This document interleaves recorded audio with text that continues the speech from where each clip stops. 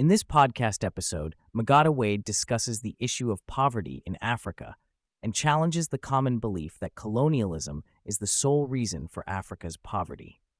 She argues that the solution to poverty is prosperity, and this can be achieved through entrepreneurship and creating an enabling business environment. Wade acknowledges the impact of colonialism on Africa, but emphasizes that it is not the sole reason for the continent's poverty.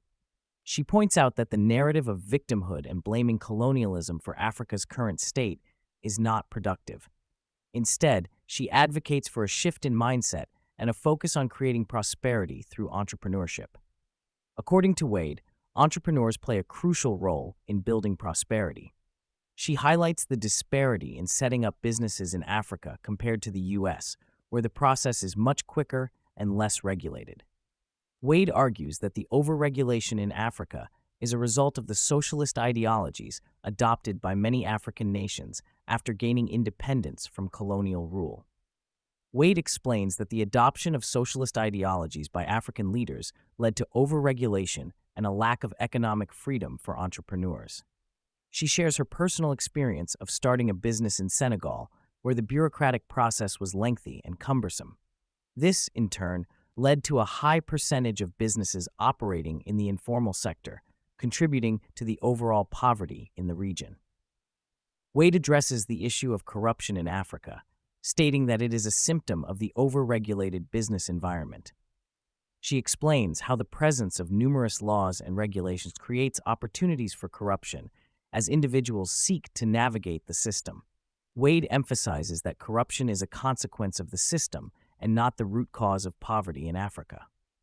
In response to the challenges faced by African entrepreneurs, Wade proposes the concept of startup cities, or special economic zones, with their own laws and governance. These zones would provide an enabling business environment, similar to that of successful nations like Singapore or Denmark. Wade believes that creating these zones will allow entrepreneurs to thrive and serve as a model for economic prosperity in Africa. Wade emphasizes the importance of changing mindsets and moving away from a narrative of victimhood. She encourages Africans to take responsibility for their future and focus on creating opportunities for prosperity. Wade also highlights the need to reclaim the rich history of Africa, acknowledging the existence of prosperous empires before the arrival of colonial powers. Wade expresses her optimism for the future of Africa and her commitment to creating prosperity on the continent. She believes that by creating enabling business environments and empowering entrepreneurs, Africa can achieve economic growth and lift millions out of poverty. Wade's vision includes a goal of 2.5 billion prosperous Africans by 2050, achieved through a combination of entrepreneurship, policy reforms, and the establishment of startup cities. Wade explains that she used to belong to the left and was influenced by socialist ideas. However, she later realized that the left was driven by envy rather than genuine concern for disadvantaged people. She criticizes the left for demonizing business and promoting victimhood, which she believes is a misguided approach to addressing Africa's challenges. She highlights the importance of entrepreneurship in creating prosperity and argues that the focus on colonialism as the root cause of poverty in Africa is a wrong conversation. Wade acknowledges the parasitic relationship between France and French-speaking African countries. She provides examples of French control over key sectors of the economy, such as telecommunications and gas stations. She also criticizes the pegging of African currencies against the euro and the printing of currency in France. She believes that this control undermines the sovereignty of African nations and hinders their economic development.